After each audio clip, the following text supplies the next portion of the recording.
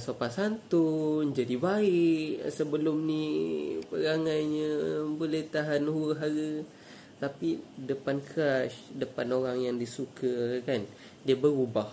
Yang mana dia cuba manipulate supaya orang target dia tu, orang tu suka pada dia kan. Assalamualaikum. Aku ada satu soalan untuk korang cuba fikir lah. Adakah manipulation, kita memanipulasi orang, kita memujuk ataupun kita cuba ubah pendapat orang lain atas sesuatu benda tu, benda yang baik ataupun benda yang buruk kan? Sebab pada pendapat aku lah, aku rasa benda ni adalah sesuatu yang sangat subjektif kan. Sebab dia tanya aku, mengorat ataupun flirting ni, adakah benda tu elok ataupun benda tu tak elok? Sebab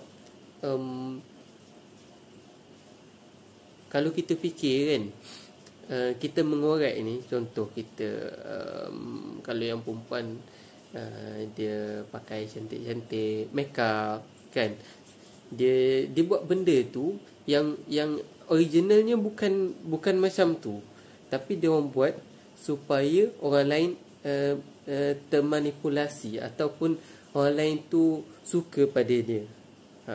Kan?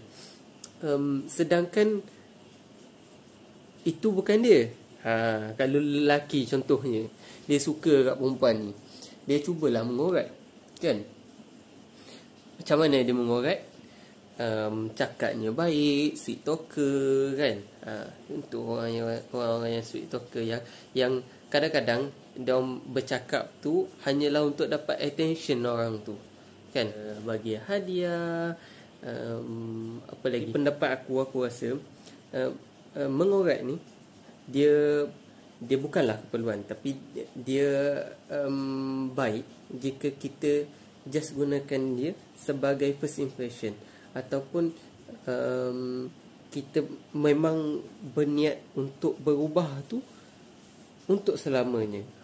Dia sebagai usaha kita lah, macam tu.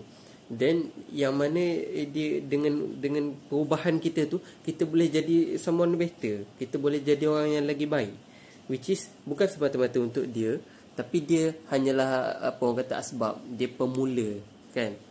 So tapi mengorat ni dia akan jadi buruk bila dah makan masa.